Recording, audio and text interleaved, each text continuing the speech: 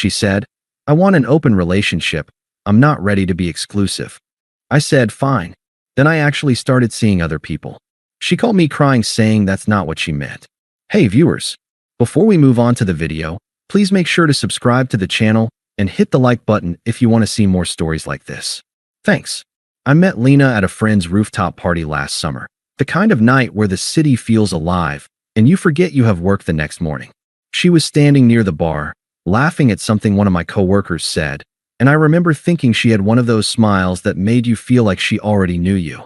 We started talking about nothing in particular, movies, travel, random memes, and I swear 2 hours passed before I realized the party around us had emptied out. When I walked her home, she made some joke about not letting guys walk her to her door because that's how you get kidnapped, but she said it with a grin that told me she didn't really mind. I texted her the next morning. She replied immediately. From that day, it was like someone hit fast forward. We were seeing each other every other night. Dinners, lazy Sundays, shared playlists, her head on my chest while she scrolled TikTok and laughed at videos I didn't even understand. She was intense in a way that made you feel lucky just to be around her. One moment she was affectionate, warm, asking about my family, and the next she'd pull away, go quiet, and say she needed space. It was confusing, but I told myself that's just how modern dating is. Messy, nonlinear, complicated. And I didn't want to be that guy who pushes for labels too soon. She'd tease me sometimes. "You're such a relationship guy, aren't you?" And I'd laugh it off, pretending it didn't sting. Because yes, I was. I wasn't looking to play games. I liked consistency. I liked knowing where I stood. But with Lena, everything felt like walking a tightrope over a foggy canyon. The highs were addictive, spontaneous road trips, surprise coffee deliveries at work, the way she'd grab my face and kiss me mid-sentence. And the lows were quiet, cold, like she could turn the warmth off at will. Still, I stuck around. She had this way of making you feel like the problem was in your head, that if you just chilled out, everything would be fine again. When my best friend Mark asked if we were official, I hesitated. "I think so," I said. "We haven't really talked about it." He gave me that look, the one that means you know better. But I brushed it off. Then, one night, we were lying in bed, her scrolling through her phone, me tracing lazy circles on her back, when she said it out of nowhere. "I just don't want to rush into something serious, you know? I really like you, but I'm not ready for, exclusivity." It hit like a bucket of cold water. I asked what she meant exactly, but she just said, "I want us to be open. No pressure, no rules. Just honesty." I stared at the ceiling, heart pounding, trying not to sound hurt. She added softly, "I don't want you to think I'm seeing anyone else right now. I just don't want to feel boxed in."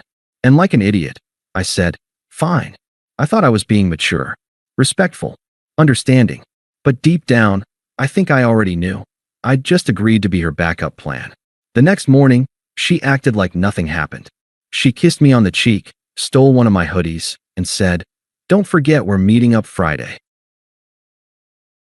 I remember standing in the doorway as she left, trying to decide if last night had been a conversation or a breakup I didn't notice happening. Friday came. We went out with a group of her friends, mostly people from her yoga studio, all free spirits who spoke in vague sentences like, "Labels just limit your energy." I nodded along, pretending to get it, but the whole time I felt like an outsider. Lena, on the other hand, looked right at home, laughing, tossing her hair, talking about vibes and connection. When we got home, she curled up next to me like everything was normal. I asked quietly, "So this open thing, how do we define that?" She sighed, like I'd asked her to do my taxes, and said, "We don't have to define it, babe. It's just about being honest. If something happens with someone else, I'll tell you. And if something happens with you, you tell me. No guilt, no control." She said it like she was offering me freedom, but it didn't feel like freedom. It felt like a door creaking open, just wide enough for me to hear footsteps leaving. I tried to play along. I told myself I could handle it. For the first week, nothing seemed to change. She still texted every morning, still came over, still kissed me like she meant it. I almost convinced myself it was just a theoretical idea, something she said to sound modern. Then came the little shifts. She'd say she was grabbing drinks with friends and come home late, smelling like men's cologne. She'd laugh at her phone, hide the screen, then tell me I was acting jealous. One night, she was half asleep on my chest and murmured a name that wasn't mine. I told myself I misheard. Every time I tried to bring it up, she'd make me feel like I was the one crossing a line. "This is why people can't be honest," she'd say. "You say you're fine with it, but then you get weird."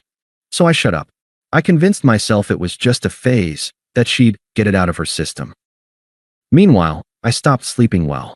Every time she went out, I stared at my phone like an idiot, waiting for a text that never came. One Saturday morning, she posted a story, her clinking glasses with someone, captioned, "New energy sparkles." The glass wasn't the problem. It was the reflection in the window. A man's face, half visible, smiling. When I asked about it, she just said, "You're reading too much into things. It's just a friend." That was when it hit me. She didn't want an open relationship. She wanted a safety net. Someone who'd listen to her day after she finished flirting with strangers. Someone who'd make her breakfast, fix the Wi-Fi, and still be waiting when she was done exploring. And I was dumb enough to play the role. Mark saw right through it. He came over one night, watched me scrolling her feed like a zombie, and said, "Man, you're not in an open relationship. You're just single and don't know it yet." He was right. But instead of leaving, I said something even dumber. "I'll give it a little more time. Maybe she'll figure it out." Spoiler, she did figure something out. Just not what I hoped. After that night, things settled into this strange rhythm that wasn't really a relationship anymore, but also wasn't nothing. Lena would disappear for days, busy with work, catching up with friends, going to yoga retreats.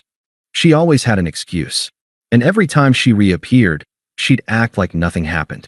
She'd show up at my door with coffee, kiss me like she hadn't just gone silent for 72 hours, and ask, "Did you miss me?" I always said yes. I wish I'd lied. When we were together, she'd be sweet, attentive, present. She'd lean her head on my shoulder during movies, cook breakfast in her oversized hoodie, and talk about future vacations we'd maybe take someday.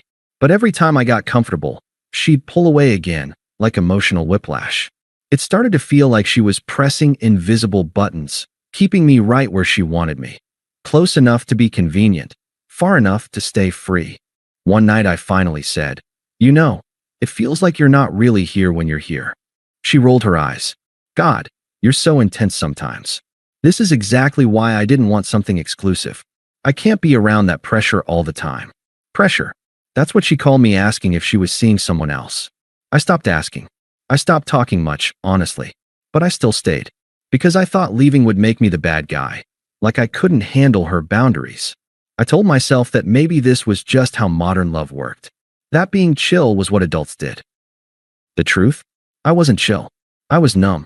Every time she posted a photo that hinted at another man, a drink across the table, a jacket that wasn't mine, a hand that lingered too close, it felt like getting punched in slow motion.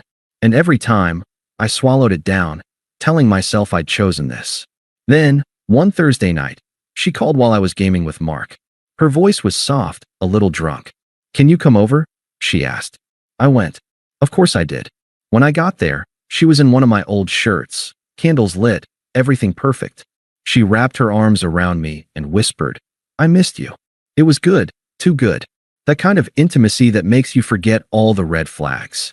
But halfway through, her phone buzzed on the nightstand. I didn't look, I didn't want to. But she did. She froze, glanced at the screen, then flipped it over. Her whole body language changed, stiff, distracted. Like she'd remembered she was supposed to feel guilty, but didn't want to. Afterward, she fell asleep instantly. I couldn't. That was the night something in me snapped, quietly, like a switch flipping. I lay there staring at her, realizing I wasn't even angry anymore. Just empty.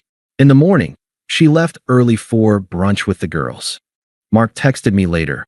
"Bro, I saw her at the corner cafe, with some guy, holding hands." I didn't even reply. Because for the first time, I wasn't surprised. I just sat there, staring at my reflection in the dark TV screen, and thought, "You deserve this, man. You agreed to it." But then, something shifted. Maybe it was exhaustion. Maybe it was pride finally waking up. Whatever it was, I realized. If she could play this game, so could I. If we were open, then it was time for me to actually be open. It started small, not revenge, not even defiance. Just curiosity. One night, I was scrolling through my phone, staring at her New Energy Sparkles story for the 100th time, when I saw an old notification from a dating app I'd downloaded months ago and never used. I opened it out of boredom. Half an hour later, I'd rewritten my bio, changed my photos, and hit reactivate. I wasn't even expecting anything. But within a day, I had matches. Actual, normal women. People who seemed interested. People who didn't treat attention like a currency.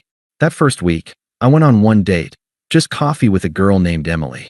She was funny, down to earth, worked in marketing. No games. No cryptic texts. No disappearing acts. I didn't tell Lena, obviously. But I also didn't lie. The second date was dinner. The third? Drinks that turned into a long walk by the river. Then a kiss that felt like something I'd forgotten existed. Soft, simple, honest. When I woke up the next morning, I had this bizarre mix of guilt and clarity. Because it hit me, I'd done nothing wrong. Lena was the one who wanted an open relationship. I was just finally playing by her rules. That weekend, she texted me for the first time in days. Lena, you've been quiet. Everything okay? Me? Yeah, just busy. Lena, with what? Me. You said we were open. Remember? No reply. Then, 20 minutes later, Lena. Oh, okay. Just don't do anything stupid. That line, don't do anything stupid, stuck in my head. Like she still thought she had veto power over my life. So, the next night, I posted something small. Just a photo of 2 cocktails on a bar table. No caption, no tags, no faces. By the next morning, I had 7 missed calls and 3 texts. Lena, who's the drink for? Lena, are you seriously seeing someone? Lena, so you're trying to hurt me now? It was almost funny, the sudden panic from someone who'd insisted we keep things open. When I didn't respond, she called. I let it ring. Then she texted again. I just didn't think you'd actually do it. That line. I just stared at it for a long time. Because that was the truth. She never thought I'd have the guts to move on. She thought open meant she got freedom while I waited around. For once, I didn't argue. I didn't explain. I didn't justify myself. I just went about my day, gym, work, another date. Emily and I were laughing over pizza when Lena texted again. Can we talk? I ignored it, and the silence drove her insane. Over the next few days, she switched tactics, from guilt to nostalgia. Remember our first weekend trip? I still have your hoodie. I miss us. But the thing is, she didn't miss me. She missed being able to control the dynamic. She missed being the one who decided when and how we talked. For the first time since I'd met her, I didn't drop everything to respond. And the less I said, the more she tried. She started showing up to my place unannounced, just to talk. She'd bring my favorite snacks, linger at the door, ask who I'd been seeing. I told her politely, you said we're open, Lena.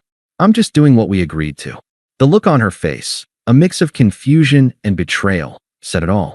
Because suddenly, her own rules didn't feel so empowering anymore. When she left that night, she slammed the door harder than necessary. I just sat there on the couch, calm for the first time in months. It wasn't about payback, not yet. It was about peace. And for the first time, I had it. But peace has a way of tempting chaos, especially when the person who lost control isn't ready to accept it. And Lena? She was about to show me exactly how ugly hypocrisy looks when it's cornered. It didn't take long for the mask to slip. About a week after that slammed door, I was getting ready for work when my phone lit up with her name. I let it ring twice, then answered. She was crying. Not the quiet, sniffly kind, full-on sobbing, the kind where you can barely make out words. I can't believe you're actually seeing someone. You're just doing this to hurt me, aren't you? For a second, I didn't even know what to say. She was the one who demanded the open relationship, the one who told me not to be clingy, the one who went radio silent for days at a time. And now, suddenly, she was acting like I had betrayed her. I tried to stay calm. Lena, you said you didn't want exclusivity. You wanted freedom. I just took you at your word. But I didn't mean you. I meant, I needed time. I didn't want you to just go out and replace me. That word, replace, hit differently. Because it told me everything I needed to know. She never wanted to lose control. She wanted the freedom to explore while knowing I'd still be waiting in the background, ready to pick up the emotional slack when she got bored or lonely. And I'll be honest, a few months earlier, That speech might have worked on me. But now it just sounded pathetic. I said quietly, "You told me you wanted an open relationship. You can't be mad that I stopped pretending we were exclusive." She sniffled. "You're just doing this to prove a point." "No," I said. "You did that. I'm just living by the point you made." That shut her up for a second. Then came the classic pivot. Guilt. "You don't even care about me anymore, do you?" I didn't answer. Because the truth was, I still cared, just not in the same way. Not the self-destructive, anxious, bend over backward kind of caring. This version was colder, calmer, detached. The next day, she showed up at my apartment. No warning, just pounding on the door until I opened it. She looked wrecked. Puffy eyes, messy hair, wearing one of my old shirts like some kind of emotional costume. "Can we talk?" she said, voice cracking. I let her in. She paced for a minute, then blurted, "I just didn't think you'd actually do it. I thought this would make us stronger. I thought you'd wait." I almost laughed, not because it was funny, but because it was so on brand. "Wait for what, Lena?" I asked. "For you to figure out if I'm worth committing to? For you to get bored of everyone else first?" She didn't answer, just stared at the floor. Then she whispered, "I hate how much this hurts." For a second, I almost softened, almost. But then I remembered all the nights I'd sat there staring at my phone while she was out finding herself. All the times she made me feel crazy for wanting clarity. So instead, I said, "Yeah, it sucks. But that's what happens when you play games with people who actually care." She started crying again. I let her. When she finally looked up, she said, "Can we just start over? Please? I'll delete the apps. I'll stop seeing anyone else. I just want you." And maybe if she'd said that 2 months earlier, I would have melted. But standing there, watching her say it only after she lost control, it felt hollow. I said, "You don't get to ask for exclusivity after burning it down." She stared at me like she didn't recognize me anymore, like she'd finally realized the dynamic had flipped and she couldn't charm her way out this time. "Wow," she said finally, voice sharp now. "You've really changed." "Yeah," I said. "Guess that open relationship thing worked after all." She stormed out, slammed the door again. But this time, I didn't feel angry or sad, just done. Later that night, I got one last text from her. "You'll regret this." I stared at it, smiled a little, and replied, "I already did. For months. Not anymore." Then I blocked her. And for the first time in a long time, the silence felt good. Not heavy, not anxious, just peaceful. But I had no idea she wasn't done yet. Because people like Lena, they don't accept losing control quietly. And the next time I saw her, she wasn't crying. She was angry. It took about 2 weeks for her to reappear. I'd almost started believing the silence would last, that maybe she'd moved on and I could finally breathe without waiting for the next emotional boomerang. But people like Lena don't vanish. They circle back when the attention fades. She texted out of nowhere, "Hey, can we meet? I just want to talk. No drama, I promise." I ignored it for a day. Then 2. On the 3rd, she sent another. "Please. Just coffee. I need closure." I don't know why I agreed. Maybe I wanted closure too, or maybe I wanted to prove to myself that I could look her in the eye and not fall apart this time. We met at this small cafe near the park, the same one we used to go to after Sunday walks. When I got there, she was already sitting at a corner table, hair done perfectly, makeup soft and understated. The version of her that always appeared when she wanted something. "Hey," she said softly, like nothing had ever happened. I sat down. "Hey." There was this long, awkward silence before she finally said, "You look good." I nodded. "Thanks. You too." She smiled like she took that as an invitation to open up. "I've been thinking a lot," she started. "About us. About what went wrong. And I don't like how we ended things." I didn't say anything. She kept talking. "I know I said I wanted freedom. I thought that's what I needed. But being with other people, it made me realize what we had was real. You were stable, kind, honest. I miss that. I miss you." There it was, the nostalgic script. The self-discovery monologue. I could have recited it with her. She reached across the table, fingers brushing mine. "I don't care about anyone else," she said. "I want to make this work. For real this time." For a moment, I just looked at her. She was beautiful. She always had been. But for the first time, I could see right through it. The performance. The charm. The selective vulnerability that only appeared when she needed to win. I leaned back, folded my hands, and said quietly, "You know what's funny?" She blinked. "What? You wanted freedom. I gave it to you. And when I finally took it too, you realized you didn't like the taste of it." Her face tightened. "That's not fair." "No," I said. "It's completely fair. You made the rules. You just didn't think I'd play." She sat back, arms crossed now. "So what? You're done?" Just like that. I nodded. "Yeah, I am." Her eyes watered, not anger this time, but shock. She wasn't used to me being composed while she fell apart. She said, "You can't just walk away like this." I looked at her for a long moment, then said the line that had been sitting on my tongue for weeks. "You wanted an open relationship, Lena." I just opened the door and walked through it. She didn't respond, didn't even blink, just stared, as if she couldn't process that the guy who once begged for her attention was now the one calmly ending things. I stood up, left a few bills for my coffee, and said quietly, "Take care of yourself." When I walked out, she didn't call after me. She just sat there, frozen. And as I stepped outside into the cold, I realized something I hadn't in months. I felt light, like I'd been holding my breath since the day she said, "Open," and I was finally exhaling. It's been 6 months since that conversation. Lena tried reaching out a few times. The usual "hope you're doing okay" messages, the late night "miss you" texts, the subtle likes on my Instagram stories. I never responded. Eventually, they stopped. I found out through mutual friends that her freedom didn't pan out the way she imagined. The guy she'd been seeing left after a few weeks. The next one ghosted her. By the time she realized she'd burned her best bridge, I was already gone. Not in a petty way, just done. Emily and I are still together. She's steady where Lena was chaotic. We talk about things instead of playing games. If something's wrong, she says it. It's not fireworks all the time. It's calm, it's easy, and that's exactly what I needed. Every once in a while, I'll scroll past one of Lena's posts, a selfie with some vague caption like "learning to love myself." And I don't feel angry anymore. Just distant, detached. It's funny how fast the love of your life can become just another person you used to know. Sometimes Mark jokes about it. "Man, remember when you were basically her emotional support boyfriend?" I laugh, but it's a different kind of laugh now. Not bitter, just wiser. If I learned anything from that whole mess, it's this. When someone tells you what they want, believe them the first time. And if what they want doesn't include you, don't stick around waiting for them to change their mind. Because when someone asks for freedom, they're really testing how much of yourself you'll give up before you finally take your own back. I gave mine back piece by piece. The night I said fine. The moment I stopped checking my phone. The first time I said no. And the last time I looked her in the eye and realized she couldn't hurt me anymore. Lena wanted an open relationship. What she got was an open door. And when I walked through it, I didn't look back. Thanks for watching.